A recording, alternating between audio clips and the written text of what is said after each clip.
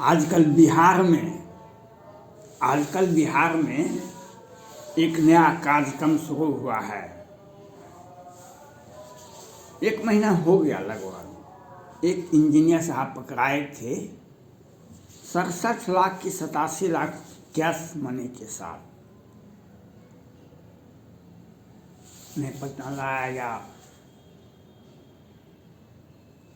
उनको पकड़ा गया तो वो भी 23 में जवाब दिए, अगर हमको कुछ किया गया तो हम भी मुँह खोल लेंगे। हमको भी तब एक लेटर निकला बिहार सरकार से, उस विभाग के सारे इंजीनियर का आर्थिक स्टेटस देखा जाए। मामला सल्टाने में लगे हुए थे, बाद में उन्हें सस्पेंशन कर दिया गया। अपने लोगों को सस्पेंशन होता है, दूसरे लोगों की बर्खास्तगी होती है। फिर जिला उत्पाद पदाधिकारी के यहाँ शराब का फैक्ट्री मिला और जांच किया गया तो करोड़ों रुपया आया। पैसा गिनने का मशीन आया। फिर कल परसों श्रम विभाग के पदाधिकारी के यहाँ 2-4-5 करोड़ रुपया पकड़ाया मशीन गिनने का, और बहुत प्लॉट पकड़ाया, और एक पदाधिकारी के यहाँ पकड़ाया है। ये सब बात ऐसा क्यों होता है? हमको बहुत खराब लगता है। जिसको पदाधिकारी को 1 लाख से 2 लाख दरमाहा है और 10-20-25 वर्ष नौकरी किया है, तो 2-4 करोड़ रुपया हो गया तो क्या हो गया? अब बिहार सरकार अपना पीठ थपथपा रही है कि हम इतना पदाधिकारी को पकड़ लिए, इनका सोर्स ऑफ इनकम जो है 1 लाख का है, इनको 1 करोड़ रुपया कैसे आ गया? नगद कैश कैसे आ गया? 2 करोड़ रुपया का प्रॉपर्टी कैसे हो गया? 4 करोड़ रुपया ये थे, इनका पूरा परिवार था, तो उनका मेंटेन करते तो पैसा कहाँ नहीं बचता। ये बिहार सरकार ये बात बता रही है हम बहुत ईमानदार हैं। भाई 1 लाख रुपया मंथली वाले को, 2 लाख रुपया मंथली वाले को 2 करोड़ 4 करोड़ रुपया उसकी कैश में पकड़ा गया, उसका नगद संपत्ति पकड़ा गया, 10-20 करोड़ 25 करोड़ का प्रॉपर्टी पकड़ा गया, तो क्या हो गया? बिहार सरकार के मंत्री का दरमाहा कितना? 5 लाख, मुख्यमंत्री का 10 लाख, तो साल में हुआ कितना? 1 करोड़ रुपया। साल में 1 करोड़ रुपया। आज बिहार सरकार के मंत्री, मुख्यमंत्री, गृह मंत्री, प्रभारी गृह मंत्री, जल संसाधन मंत्री, स्वास्थ्य मंत्री, पूर्व मंत्री और पूर्व उप मुख्यमंत्री सुशील मोदी जी, स्वास्थ्य मंत्री मंगल पांडे जी, जो बिहार सरकार के बड़े मंत्री हैं, जो पहले से दिल में दिल मिला भाजपा जदयू की सरकार में, जो आज कुछ लोगों को भाजपा कोटे से मंत्री जबरदस्ती बनाया गया। नीतीश कुमार जी नहीं चाहते थे, लेकिन विधायक उनका 74 विधायक जीत गया तो मंत्री तो बनाना पड़ेगा विधायक के अनुपात में, इसलिए बनाना पड़ा। क्योंकि पहले के जो मंत्री हैं, मुख्यमंत्री जी सुशील मोदी जी, विनोद नारायण झा जी, संजय झा, सुशील मोदी, मंगल पांडे जी, इन लोगों का 5 लाख से 10 लाख दरमाहा होगा। साल में हुआ 1 करोड़ टका। साल में 1 करोड़ टका। 16 साल से सत्ता में हैं, 16 करोड़ टका। मुख्यमंत्री इसके पहले झारखंड के चुनाव में गए थे, उस बार उनको 2 सीटें मिली थी। पूरे झारखंड राज्य में सब जगह उम्मीदवार खड़ा किए तो 2 सीटें इनको मिला था। इस बार तो इनको कुछ भी नहीं मिला। उम्मीदवार सब जगह खड़ा किए, क्या 1000 करोड़ का खर्चा किए, लेकिन इनका एक भी उम्मीदवार नहीं जीता। और पश्चिम बंगाल में चुनाव में गए, वहाँ भी कितना खर्चा किए, क्या 1000 करोड़ का खर्चा किए। और वही यूपी में भी चुनाव लड़ने के लिए जाएंगे, और यूपी में भी चुनाव लड़ने के लिए जाएंगे, कितना पैसा है। और इनका अकाउंट भी जो कहता है बिहार सरकार में, इनके पार्टी का फंड देखिए, पार्टी के सम्मान नेता यही हैं, पार्टी इन्हीं का है। कोई राष्ट्रीय अध्यक्ष, कोई प्रदेश अध्यक्ष, ये तो पार्टी में तो बनाना पड़ता है। लेकिन और पार्टी का में फंड देखिए, कैसा करोड़ रुपया जमा है पार्टी फंड में। और इनका निजी फंड देखिए, मुख्यमंत्री जी का, गृह मंत्री जी का, प्रभारी गृह मंत्री, ऊर्जा मंत्री का फंड देखिए, और मंगल पांडे जी का देखिए। लोग तो यह भी कहते हैं पारस हॉस्पिटल नीतीश कुमार और मंगल पांडे जी का है। जल संसाधन मंत्री संजय झा जी का देखिए, विनोद नारायण झा अभी मंत्री नहीं हैं, बेचारे PhD में घूंट में घोटाला। ये बिहार सरकार को पैसा इतना कहाँ से आता है? हमारे पदाधिकारी 10-20 वर्ष 25 वर्ष नौकरी किए, इन्हें लाख से 2 लाख 3 लाख दरमाहा था, इनके अकाउंट में इनका ये 5 करोड़ का प्रॉपर्टी बना लिए, 10 करोड़ का प्रॉपर्टी बना लिए। तो कौन बड़ा बात हो गया? आपको 5 लाख दरमाहा था तो आपके अकाउंट में 500 करोड़ हो गया। हमारा दरमाहा 1 लाख था, तो हमें अगर 5 करोड़ गया तो हमको घटे न हुआ। आपके अनुपात में कुछ भी नहीं है।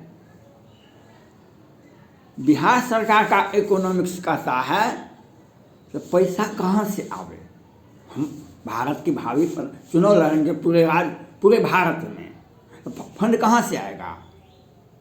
पैसा आना चाहिए। पैसा नहीं है तो आप आदमी नहीं हैं, पैसा नहीं है तो आपका कोई पार्टी नहीं है, कुछ भी नहीं है, तो पैसा कहाँ से आएगा? 1000 करोड़ कहाँ से आएगा?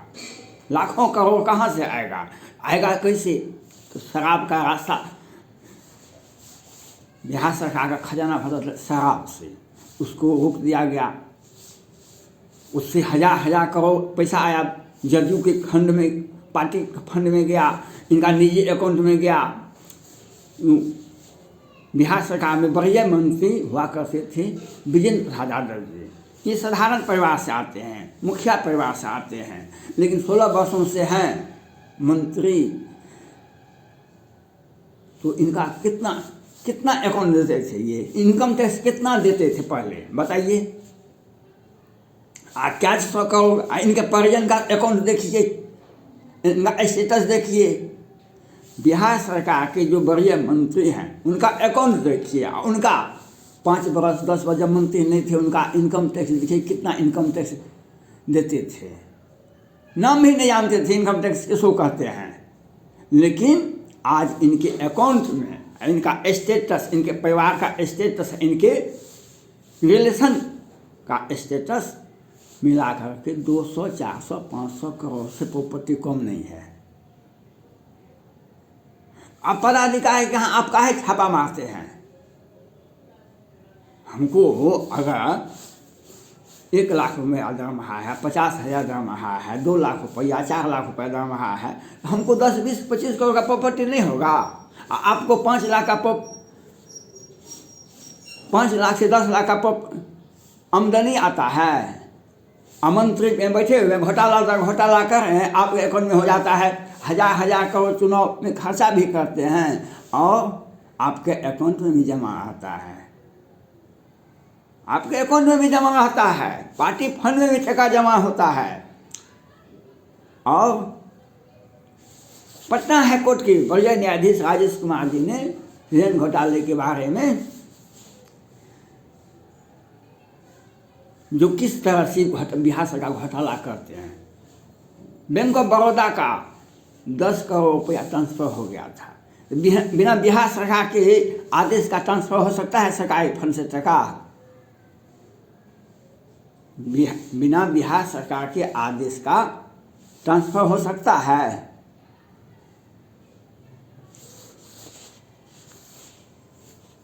10/11 में बिहार से एक व्यक्ति सुप्रीम कोर्ट गए थे और सुप्रीम कोर्ट के मुख्य न्यायाधीश जी थे खेहर साहब। इन बेचारे ने याचिका दायर की। खेहर साहब बहुत उत्तेजित हो गए, कहा कि याचिका वापस लो और नहीं तो 5 लाख रुपया तुमको फाइन करेंगे और 3 महीने जेल भेज देंगे। लोग हतोत्साहित हो गए, याचिका वापस करना पड़ा। लेकिन पटना हाईकोर्ट के राजेश कुमार जी ने बताए, जो सुप्रीम कोर्ट, राष्ट्रपति भवन और प्रधानमंत्री कार्यालय को विधिवत सूचना दिए बिहार में किस तरह से घोटाला होता है। आज 2 साल के बाद 2020 में ही ये जांच आज हो रहा है। वह जांच क्या होगा? वह जांच क्या होगा जब सुप्रीम कोर्ट के तत्कालीन मुख्य न्यायाधीश गोगोई साहब थे तो बालिका गृह कांड मुजफ्फरपुर में जो अनाथ बच्चियों का विकास के लिए जो संस्था थे बालिका गृह कांड, तो बिहार के मीडिया में कहीं नहीं छपता। तो मैं बार बार बोलता हूँ, बिहार के मीडिया बिहार सरकार के चरण रज चाहती कृपा करूँगा गोबीर वाला बात है। ये बिहार सरकार के आगे पीछे लगे, इनका पैसा, इनका सेवा बिहार सरकार के आगे पीछे लगा रहता है। इनको मीडिया से